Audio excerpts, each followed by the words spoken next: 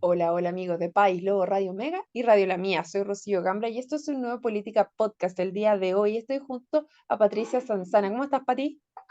Bien, querida, aquí estoy en Puerto Varas por el momento, porque parezco vendedora viajera, siempre en alguna ciudad distinta. Sí, exactamente eso queremos hablar contigo. Patricia es candidata a constituyente y ya te habíamos tenido así como otros candidatos a constituyentes, pero ya estamos en tierra derecha. Por lo tanto, tengo un montón de preguntas que hacer sobre el tema constituyente. Sabemos por la academia que la verdad es que no es para nada sexy en el resto de la ciudadanía, pero quería saber tú que hayas estado en terreno ya. Mm. ¿Cuál es la percepción que se tiene ahí donde las papas queman? Y por otro lado también, ¿qué es lo que está pasando en los expertos? Porque tampoco nos hemos ido tan allá al detalle. Yo conversaba con María el fin de semana y me decía, oye, pero ¿en qué quedó esta cuestión de, me decía, ¿en qué quedó lo de la propiedad privada? ¿Se ha hablado algo así? Y le dije, la verdad es que no cacho. Entonces, ya, preguntar un poquito más de qué está pasando, en qué cosas están. Y también tengo algunas dudas que quiero agarrar contigo como abogada, porque respecto a la ley Naín Retamal, ¿por qué el gobierno está tan empecinado en una a la otra? ¿Qué es específicamente lo que les molesta que han llegado a tener este, como yo decía en el programa anterior con Alicia y con Héctor, este arjonismo de dime que sí, pero deja la puerta abierta, que van y que vienen todo el rato? Bueno, todas esas cosas te quiero preguntar el día de hoy y a todos los que se suman a la conversación también, que nos la aclares un poquito. Partamos por Muy el bien. principio, Pati. ¿Te parece? La campaña. La campaña. ¿Cómo ha sido la recepción de las personas? ¿Están ahí? ¿Te dicen, ah, esto no me importa? ¿Qué escucháis? En general, la gente del sur, en todas las comunas, es muy cariñosa. Yo estoy haciendo terreno desde de norte a sur de la región de los lagos. Pero sí hay mucho desconocimiento del proceso. Yo creo que eso te lo pueden decir todos los candidatos.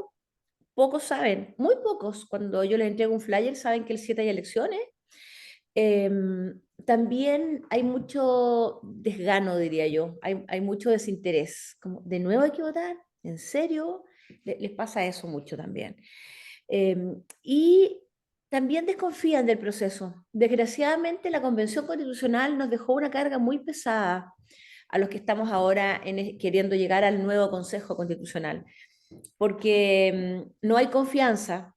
Desgraciadamente, lo que pasó con la convención es que también se sumó al desprestigio de muchas instituciones y de la política en general, que las encuestas les dan un porcentaje muy bajo de adhesión. Con la convención pasó lo mismo. Entonces, eso hace que no haya mucho optimismo y mucha credibilidad en el nuevo proceso. Tú sabes que yo trabajé por el rechazo, que estuve con gente del sur y que recorrí la región. Ahí era muy fácil encontrar adhesión porque yo leía el texto y la gente entendía que era una mala solución, que las soluciones que habían a problemas reales que aún existen eran malas. Pero ahora hay que hablarle, yo estoy en el Pacto Chile Seguro, a muchos rechazos muy diversos. Hay mucha gente que sencillamente no quiere cambiar nada. Hay otros que creen que hay que hacer cambios, pero que no era necesario un nuevo proceso, que se podía hacer en el Congreso con una reforma. Y hay otros que creen que hay que hacer un nuevo proceso para actualizar una constitución al siglo XXI, porque la otra tuvo sus reformas en el 2005, pero básicamente la estructura es de los años 80. Entonces, también he descubierto que lo que la gente valora es la honestidad, es que tú digas lo que piensas, cuáles son tus ideas y no zigzaguear. Y eso lo encadeno con lo que está pasando en la contingencia política, porque sobre todo de estas dos almas que hay en el gobierno se ve mucho zigzagueo y particularmente con la ley Naín Retamal, que tú me decías que querías conversar más adelante. Entonces, está siendo muy pesada la carga del candidato porque además el gobierno no está haciendo campaña, no para los candidatos, sino que para el proceso, señalando que hay voto obligatorio. Es voto obligatorio, Rocío, de Sí, que creo es el que hay, 7. hay una multa que es de 0,5 a 3 UTM, si no me equivoco, en Claro, el puede caso llegar de hasta voto obligatorio. 180, 190.000 pesos. Sí, es muy cara. Y ahora están los juzgados de policía local empezando a movilizar las multas del proceso anterior. Ahora están empezando, porque justamente conversábamos en, en otro programa, en otro día, no me acuerdo bien cuál de todos, conversábamos justamente eso, que yo también en un momento, en verdad no sé si fue fuera de micrófono o no, ya ni me acuerdo de todo lo que conversó, pero me pasó que yo me fui a presentar como vocal de mesa, porque me llamaban, pero tenía un hijo que tenía un año y poquito y estábamos en plena pandemia, entonces le dije al jefe del local, Local, le dije, ¿sabe qué? Yo estoy dentro de las personas que se pueden excusar. excusar. Y lo hice. Yo lo hice a través del correo electrónico con el conservador, con el conservador de bienes raíces, que es donde uno hace la excusa, efectivamente. Y me volvieron a llamar en segunda instancia. Le dije, ¿qué pasa? ¿Cómo lo hago? Y me dijo, ¿sabes qué? Yo no tengo aquí ninguna autoridad para excusarte. Em, Tú decides si vienes o no. Y yo estaba amamantando todavía, entonces la verdad es que no podía. Y fui, me presenté con la gente de que les tocaba hacer vocales de mesa también y les dije, ¿sabes qué? Les pido mil disculpas, no voy a firmar nada y no voy a ir, porque en este caso la salud de mi hijo, que además tenía alergia alimentaria, o sea, en verdad era súper complejo para mí estar ahí porque era como su fuente de alimentación. No podía estar un día completo sin él. ¿Entiendes? Y les pedí disculpas y todo, y ahí también estaba urgida, porque sabemos de procesos anteriores que el vocal de mesa es obligatorio, o sea, si te llaman tú tienes que ir. Y claro, nunca me llegó una notificación, no llegó absolutamente nada. Entonces, es interesante que ahora tú digas, ahora están movilizándose para entregar estas multas de procesos anteriores, porque tú dices, no pasa nada, pues, no voy y no pasa nada. Claro, que da la sensación de que hay impunidad. Vamos a ver qué pasa. Ahora, mira, la gente mayor de 50, diría yo, tiene una vocación de cívica muy grande, entonces va a votar aunque no sea obligatorio. Entonces, yo diría que los adultos mayores también tienen mucho compromiso con la democracia. Entonces, en general, tiendo a pensar de que puede haber más abstención en este proceso, pero aún así los porcentajes van a ser altos. Soy el ¿Qué puede pasar? 70% del padrón electoral, yo creo. Mm. Pero en general en las elecciones, como que las personas no paran las antenas hasta que está como 2 semanas antes de la elección, o sea, como que no Eso es entienden bien verdad lo que también. significa eso, y en general como que la gente no pesca hasta que ya es como, ya, el fin de semana hay que ir a votar, entonces, ¿por qué votamos? Sí, es verdad. Es Oye, ya, verdad. pero eso está pasando actualmente, que están en el proceso electoral, que ustedes tienen que informarse, quiénes son los distintos candidatos, pero también hay un proceso que va corriendo paralela. Si tú también dices, la gente no sabe de qué se trata, una cosa son las elecciones que van a ser el 7 de mayo para los consejeros constituyentes, que son, que de hecho en CNN he visto harta, pero sí, que ponen este tema, estos pantallazos del proceso constituyente, que se conforma de 25 hombres y 25 mujeres, y me imagino que uno más, si es que logran el quórum, los pueblos originarios, ya que hay dos candidatos. Pero, ¿qué está pasando? Porque ya hay un grupo de expertos que fueron electos en enero, em, que están funcionando y que ya tienen propuestas. Y es ahí donde yo también te quería preguntar, ¿qué cosas hay? O sea, ¿qué pasó con el tema de la propiedad privada, del derecho preferente de los padres, de los derechos sociales, también lo hemos conversado en otros programas también, el capítulo de las Fuerzas Armadas, que también fue como lo más complejo en su minuto, porque se decía si tiene un capítulo especial, si está por debajo. Bueno, cuéntame un poco, ¿qué es lo que tú has visto que ha pasado en el tema de los expertos?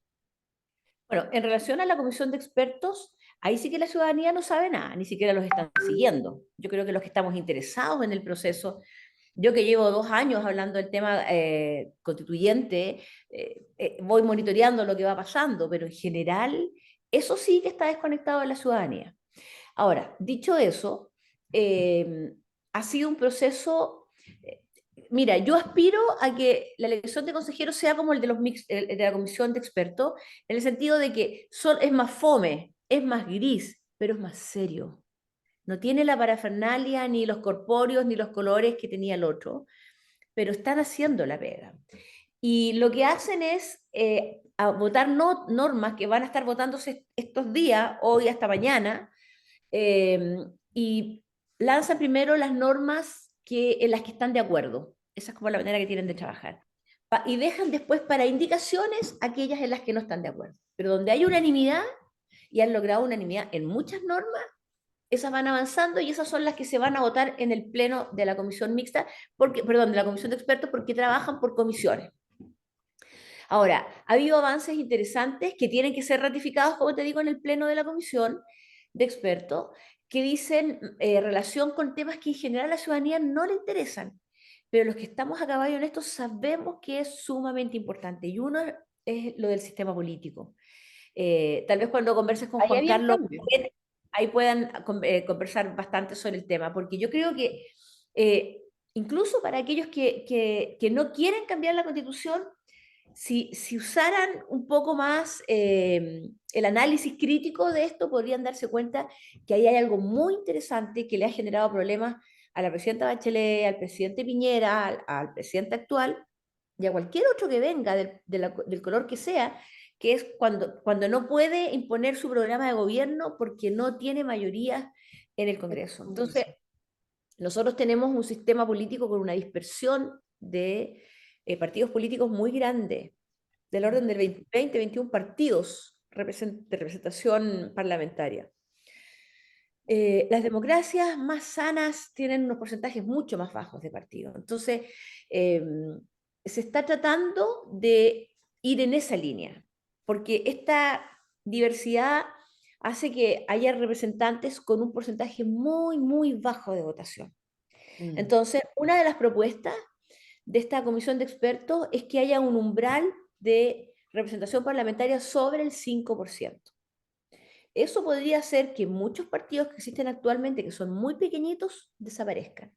Pero ahí va a estar el estímulo para fusionarse con otros, para generar sinergia. Eso por un lado. Otra cosa interesante que se está promoviendo y que, como te digo, tiene que ser ratificada en el Pleno, y que son de las buenas cosas que quedaron del proceso anterior, que son las iniciativas populares de norma, las iniciativas legislativas.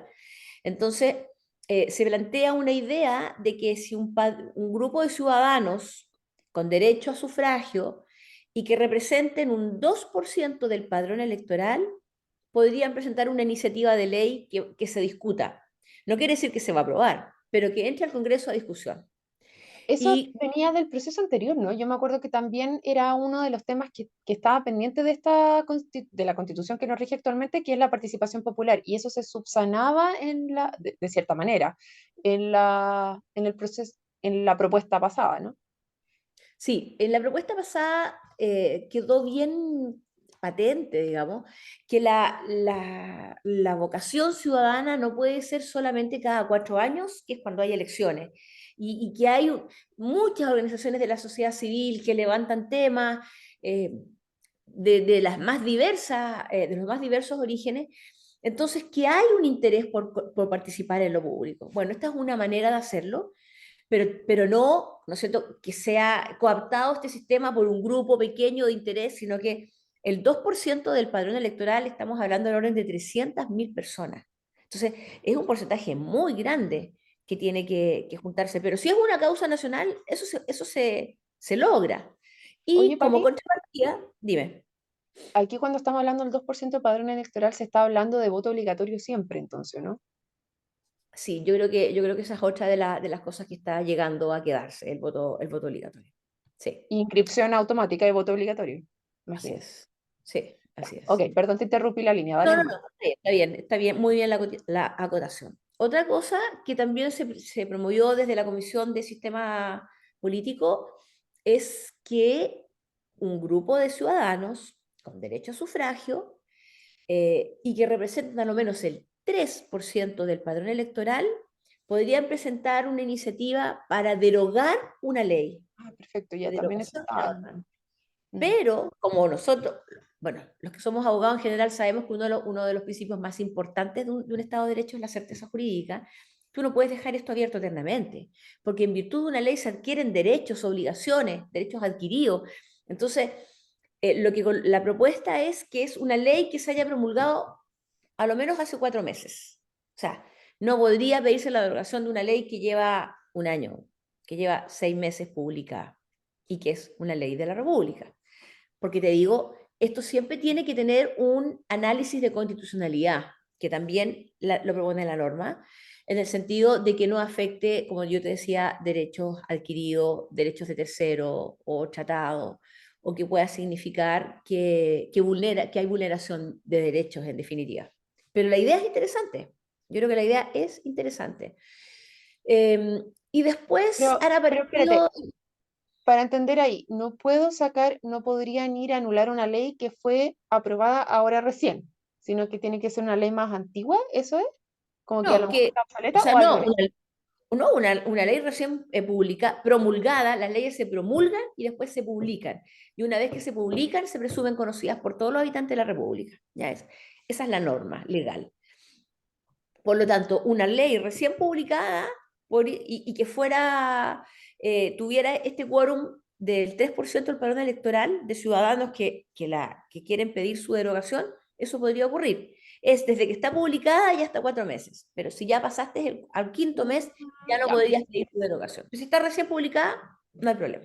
Ah, perfecto. Ya, es que estaba pensando como de repente en leyes muy antiguas, por ejemplo, por ejemplo, ahora se aprobaron una ley de aborto libre, por ejemplo, que es como una de las cosas que bajo esta nueva constitución podría efectivamente unirse un 3% del padrón electoral, firmar y decir queremos que se derogue la ley del aborto libre. Ya, Perfectamente, pero no perfectamente. podría pasar, por ejemplo, con el tema de el matrimonio que esta ley se derogó efectivamente, pero antiguamente tú, si eras mujer y te habías separado, tenías que esperar 9 meses para volverte a casa.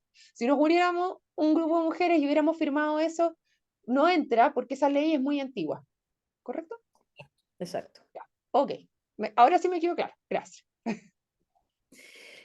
Y después han ido apareciendo de la Comisión de Derechos Fundamentales algunas normas bien interesantes. Por ejemplo, se establece algo que había sido rechazado en la convención anterior, que es darle rango constitucional al derecho preferente de los padres de elegir la educación de sus hijos. Eso parece ahora. Sí, esa es una propuesta de la comisión de expertos que tiene que aprobarse. Acuérdate, y quiero que lo entiendan también quienes siguen a País Lobo y el podcast, es que este es un anteproyecto, es como un borrador de constitución que va a ser el insumo más importante para tener los consejeros elegidos para trabajar. Es como que este grupo de expertos te avanzó en el trabajo. Y desde ahí viene, después ahí, eso no significa renunciar al debate. Eh, Porque acuérdate también que hay otro marco regulatorio que son las 12 bases institucionales. Entonces, Correcto. imagínate lo que es para explicarle a alguien que no tiene interés en el proceso, que tiene voto obligatorio, que hay 12 bases, que hay una comisión de expertos que ya están haciendo la pega y que además van a ser elegidos los consejeros. Es mucha información. Sí, es mucha información para poco tiempo, pero sin duda es un proceso mucho más complejo que el anterior. Cuesta más entenderlo, pero también se espera que el resultado sea distinto y mucho más ad hoc al país que tenemos hoy en día. Sí, Y lo que absolutamente. queremos para adelante, o sea, que las bases de lo que estamos sentando ahora, recordemos que la nueva constitución incluso la constitución que tenemos ahora, nos da el marco jurídico sobre el cual nos estamos moviendo para construir el país, para lo que Por tenemos y supuesto. para Y es modificaciones, así que algo es que sumamente importante. es algo que yo digo siempre cuando tengo que ir a una radio o estoy en una reunión, y es que el estándar de este nuevo Consejo Constitucional no puede ser la propuesta anterior, porque fue una propuesta rechazada en los porcentajes del 62% y en la región de los lagos fue un porcentaje mucho más alto, del orden del 70% de rechazo. Nuestro estándar tiene que ser mejorar lo que tenemos, la constitución vigente, de ahí para arriba. ¿Te fijas? Y ese es un tema súper relevante porque yo también he tenido estas conversaciones de por qué tener la nueva proceso constituyente y lo que tú señalaste al principio, el sistema político, que de hecho escuchaban varios, que es un tema que a nivel constitucional generalmente no queda establecido, pero es el momento perfecto para sacar a los incumbentes, porque finalmente todas estas personas que se están postulando ahora no pueden ir a un cargo en las próximas elecciones. Eso quiere decir, no pueden ni ir ni de alcaldes, ni core, ni concejales, ni diputados, ni senadores, ni presidentes. O sea, no tienen un interés per se de cómo va a quedar esto para que me beneficie a mí, pero sí viendo el interés superior del país para poder establecer cuál es el marco en el cual se van a mover los políticos de aquí para adelante. Entonces, es súper relevante sacar de la ecuación la incumbencia propiamente tal y poder ir al meollo del asunto de cómo hacemos y cómo se toman las decisiones políticas de este país, intentando que se mejore la confianza en las instituciones que tenemos. O sea, cuando tenemos los partidos políticos con un 4% de aprobación, un Congreso con un 5%,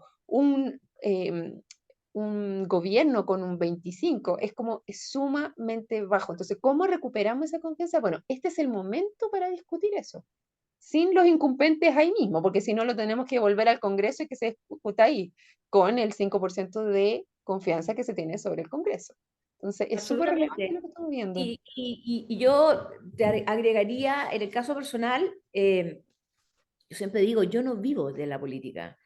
Estoy haciendo política y del más alto nivel porque estamos en un proceso constituyente, a diferencia de una elección que significa un cambio cada 4 años, nosotros estamos queriendo escribir las normas fundamentales para el Chile de 40, 50 años, más que tal vez para mi vida, la influencia en mi propia vida, en mi propia generación, esto va a cambiar o va a sentar las bases para las generaciones de mis hijos y de los nietos.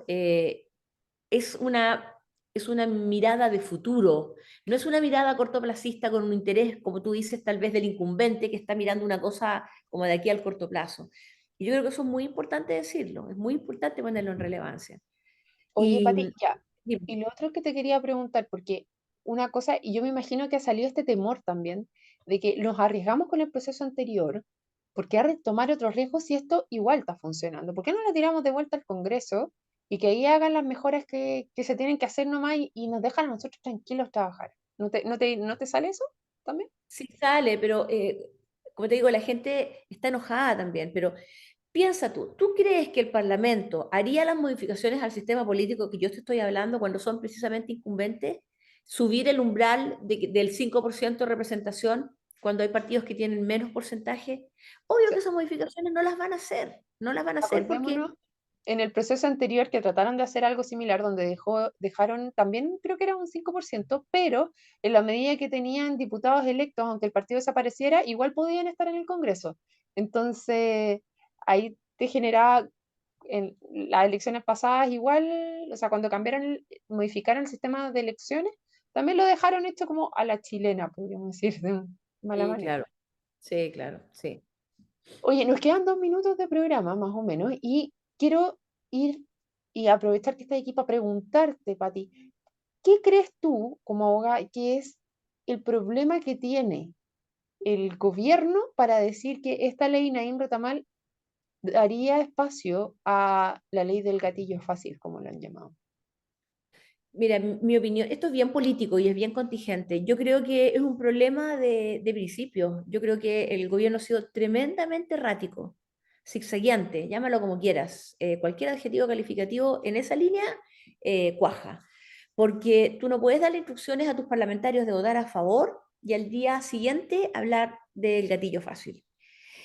Aquí se está instalando, y el mayor problema que está teniendo el gobierno es con la legítima defensa, que se llama privilegiada, pero a mí no me gusta la expresión en realidad, porque es una legítima defensa acotada más bien, o podríamos incluso llamarla legítima defensa en tres causales. La ¿Ya? legítima defensa es un mecanismo que existe, que considera el Código Penal para eximir de responsabilidad. Si a mí me agreden, si a mí me atropellan o alguien me quiere golpear, yo tengo que responder para defender, pero con la misma proporcionalidad. Si me pegan una patada, yo puedo pegar una patada, pero no le puedo disparar. Entonces la legítima defensa tiene un montón de reglas para aplicar. Esa misma es la que se le aplicaba a Carabineros.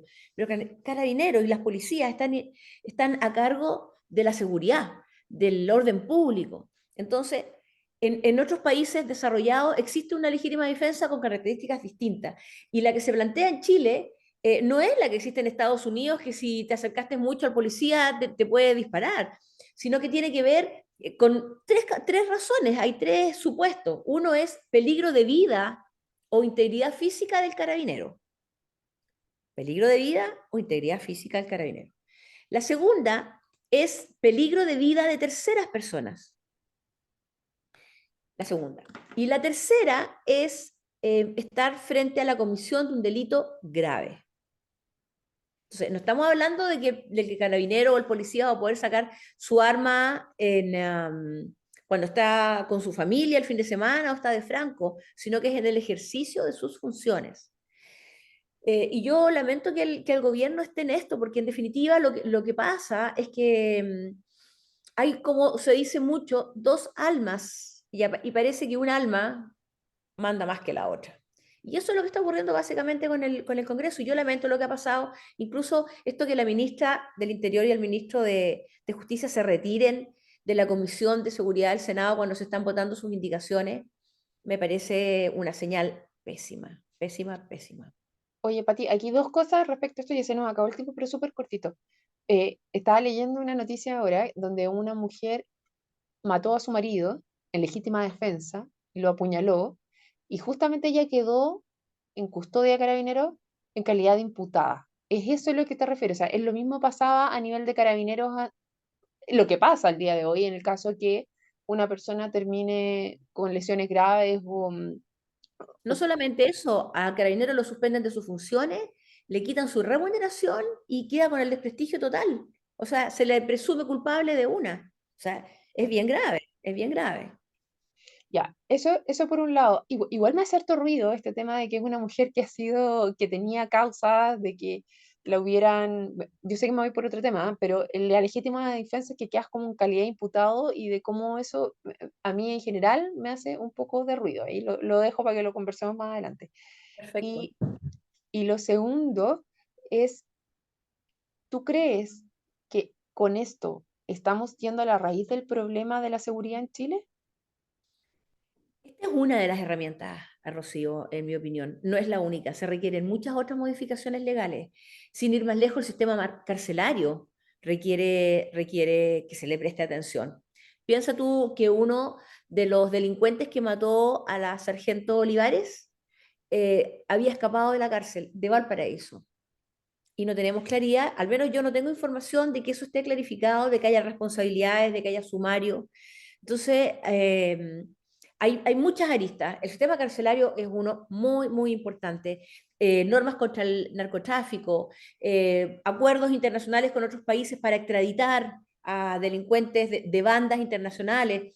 El delito cambió seriamente y la inmigración ilegal y descontrolada que tenemos actualmente también ha permitido que entren bandas eh, que son tristemente célebres en México y en otros países de Centroamérica. Entonces, esta es una herramienta, no es la única, en definitiva. Bueno, muchas gracias Patricia Sanzana por conversar con nosotros el día de hoy y a todos los que se sumaron también. Los dejo invitados para mañana a otro Política Podcast. Chao, chao. Chao.